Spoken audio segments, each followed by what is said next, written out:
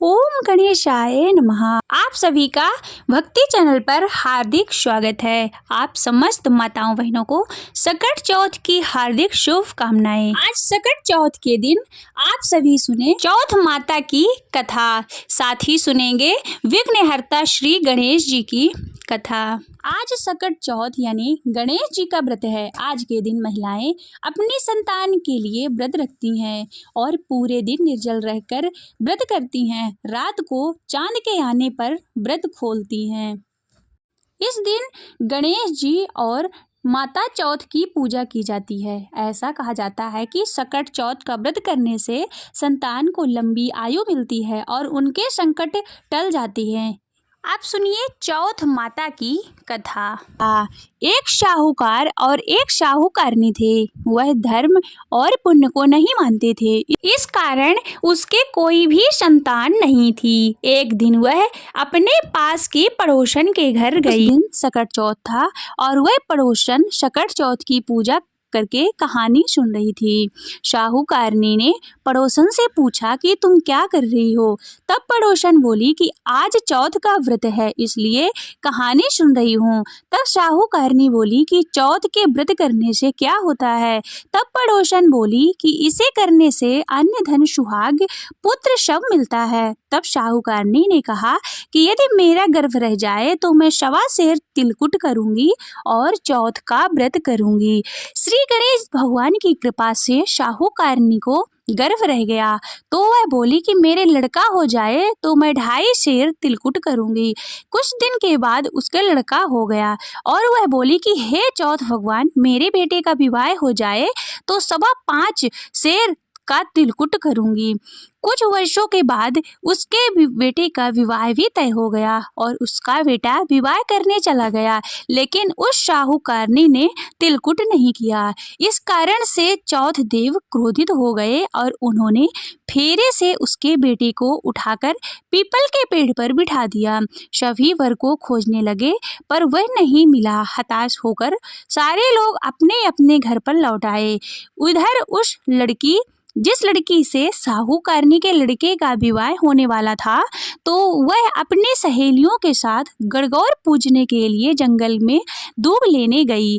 तभी रास्ते में पीपल के पेड़ से आवाज आई कि ओ मेरी अर्धव्याही। यह सुनकर जब लड़की घर आई उसके बाद वह धीरे धीरे सूख कर कांटा होने लगी। एक दिन लड़की की माँ ने पूछा कि मैं तुम्हें अच्छा खिलाती हूँ, अच्छा पहनाती हूँ, फिर भी तो क्यों सूखती जा रही है?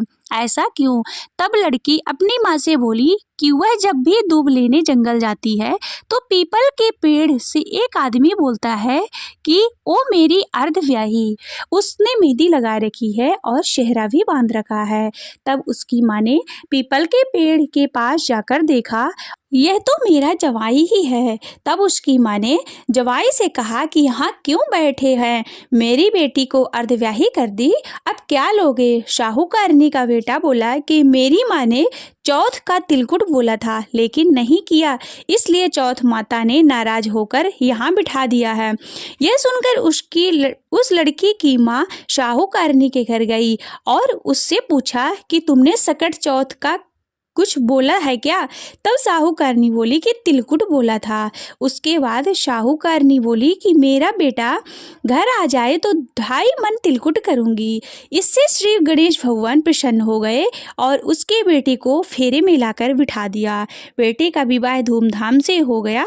अब जब शाहूकारनी के बेटे एवं बहू घर आ गए तब शाहूकारनी ने 2.5 मन तिलकुट किया और बोली कि हे चौथ देव, आपके आशीर्वाद से मेरे बेटा और बहू घर आए हैं, जिससे मैं हमेशा तिलकुट करके व्रत करूंगी। इसके बाद सारे नगरवासियों ने तिलकुट के साथ सकट व्रत करना प्रारंभ कर दिया। हे सकट चौथ, जिस तरह शाहूकारनी को बेटे और बहू से मिलवाया वैसे ही हम सबको मिलवाना। इस कथा को कहने सुनने वालों का भला करना। बोले सकट चौथ की जय। बोले श्री भगवान गणेश की जय। आप सुनिए चौथ माता की कथा। एक सेठ और सेठानी थे। उनके एक बेटा और बहू थे। बहू सबको भोजन करा के फिर स्वयं भोजन करती। एक पड़ोसन ऐसी भी थी जो रोज पूछती कि बहू आज क्या बनाया, क्या खाया। बहू कहती ठंडो बासी। एक दिन उसके पति ने ऐसा सुनकर विचार किया कि आज तो पकवान बनाए जाएं, फिर देखें कि मेरी पत्नी क्या कहती है। उसने तरह तरह के पकवान बनाए और घर के सभी लोगों ने एक साथ बैठकर भोजन किया। आज भी पड़ोसन ने पूछा तो बहू ने कहा कि ठंडो बासी। सेठ के लड़के ने सोचा हो न हो कोई बात अवश्य है जिससे कि मेरी पत्नी ऐसा कहती है। उसने पत्नी से पूछा कि तुम रोज ठंडो बासी खाया ऐसा क्यों कहती हो, जबकि अपन सबने एक साथ बैठकर तरह तरह के पकवान खाए। उसकी पत्नी बोली कि अपन जो खा रहे हैं वह बाप बूढ़ों की कमाई है। जिस दिन आप कमा कर लाओगे उस दिन मैं समझूंगी कि ताज़ा भोजन कर रहे हैं। अब एक दिन लड़के ने माँ से कहा कि मैं एक बड़े शहर में कमाई करने जा रहा हूँ।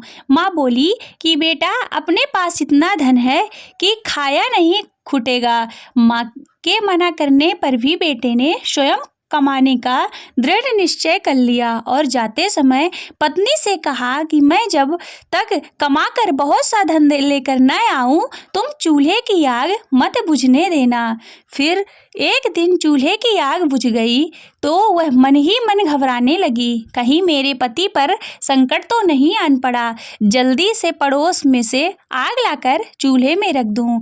ऐसा विचार करके पड़ोस में गई। वहां पड़ोसन चौथ माता का व्रत पूजन कर रही थी। पड़ोसन ने कहा थोड़ी देर में आकर ले जाना। बहू ने पड़ोसन से पूछा आप यह व्रत क्यों करती हैं, इससे क्या मिलता है। पड़ोसन ने कहा चौथ माता के इस व्रत को करने से अन्न लक्ष्मी मिले और सभी मनोकामनाएं पूर्ण हो। अब बहू भी चौथ माता का व्रत करने लगी। दीवार पर चौथ माता बनाई। उस दिन घी गुड़ का चूरमा बनाकर रात्रि को चंद्रमा को अर्घ देकर भोजन करती।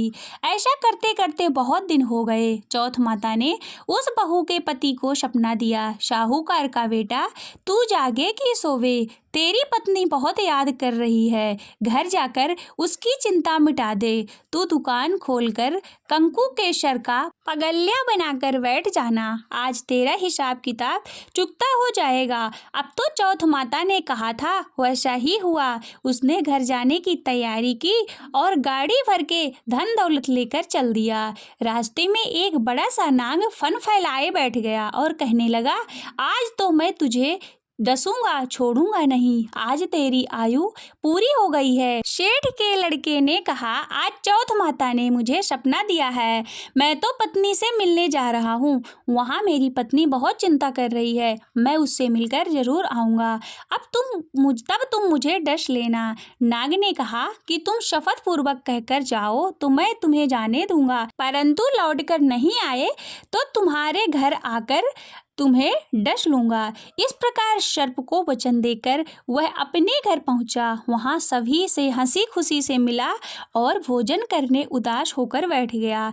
उसकी पत्नी ने उदास होने का कारण पूछा तो पति ने काले नाग वाली बात बताते हुए कहा यदि मैं उसके पास नहीं जाऊंगा तो वह घर आकर ही मुझे डस लेगा। पत्नी बहुत चतुर थी। उसने कहा कि आप घबराओ नहीं, लेट जाओ, मैं एक उपाय करती हूँ। पत्नी ने कमरे की 7 पेड़ी धोई। पहली पेड़ी पर रेत, दूसरी पर इत्र, तीसरी पर गुलाल फूल और चौथी पर कंकु केसर, 5वीं पर लड्डू पेड़ा, 6ठी पर गादी गलीचा और 7वीं पेड़ी पर दूध का कटोरा भरकर रख दिया। इस प्रकार वह 7 पेड़ी सजाकर बैठ गई। आधी रात होते ही नाग आकर पेड़ी चढ़ने लगा।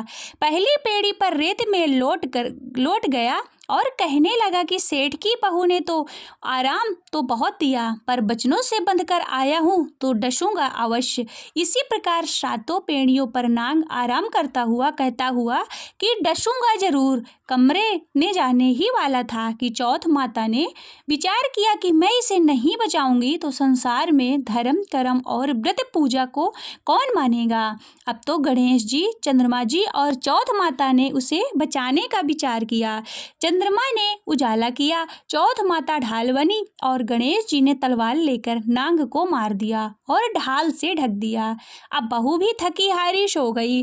दिन उगा तो बेटे से मिलने गांव वाले आए, परंतु बेटा बहू तो उठे ही नहीं थे। बहुत देर हो गई तो माँ उन्हें उठाने गई। माँ ने सातों पेड़ियों पर जो कुछ देखा तो बहुत घबराई और बेटा बहू को आवाज लगाई। बेटा बहू उठे तो देखा कि एक ढाल तलवार वहां पड़ी है। अब ढाल उठाई तो वही काला नाग मरा हुआ पड़ा है। बेटा बहू ने सोचा कि आज तो धर्म कर्म ही आड़े आए, जो भगवान गणेश जी और चौथ माता ने अपनी रक्षा की। हे चौथ माता, आपने जैसे सेठ के बेटे और बहू की रक्षा की, वैसे सभी की रक्षा करना। बोलो चौथ माता की जय। अब आप सभी सुनिए विघ्नहर्ता श्री गणेश जी की कथा। एक बुढ़िया थी, वह बहुत ही गरीब और दृष्टिहीन थी। उसके एक बेटा और बहू थे। वह बुढ़िया सदैव गणेश जी की पूजा किया करती थी। एक दिन गणेश जी प्रकट होकर उस बुढ़िया से बोले कि बुढ़िया माँ, तू जो चाहे सो मांग ले। बुढ़िया बोली, मुझे तो मांगना नहीं आता, कैसे और क्या मांगूं। तब गणेश जी बोले कि अपने बेटे बहू से पूछकर मांग ले। तब बुढ़िया ने अपने बेटे से कही, गणेश जी कहते हैं कि तू कुछ मांग ले, बता मैं क्या मांगूं। पुत्र ने कहा, माँ तू धन मांग ले। बहू से पूछा तो बहू ने कहा कि नाती मांग ले। तब बुढ़िया ने सोचा कि ये तो अपने अपने मतलब की बात कह रहे हैं। अतः उस बुढ़िया ने पड़ोसियों से पूछा तो उन्होंने कहा कि बुढ़िया तू तो थोड़े दिन ही जिएगी, क्यों ना तू धन मांगे, क्यों तू नाती मांगे, तू तो अपनी आंखों की रोशनी मांग ले, जिससे तेरी जिंदगी आराम से कट जाएगी। उस पर बुढ़िया बोली कि यदि आप प्रसन्न हैं तो मुझे 9 करोड़ की माया दें, निरोगी काया दें, अमर सुहाग दें, आंखों की रोशनी दें, नाती दे, पोता दे और सब परिवार को सुख दें और अंत में मोक्ष दें। यह सुनकर तब गणेश जी बोले कि बुढ़िया माँ, तुमने तो हमें ठग लिया, फिर भी जो तूने मांगा है वचन के अनुसार सब तुझे मिलेगा। यह कहकर गणेश जी अंतर ध्यान हो गए। उधर बुढ़िया माँ ने जो कुछ भी मांगा वह सब कुछ मिल गया। हे गणेश जी महाराज, जैसे तुमने उस बुढ़िया माँ की लाज रखी वैसे सभी की रखना। जैसे उस बुढ़िया माँ को सब कुछ दिया वैसे सभी को देना। बोलिए गणपति महाराज की जय।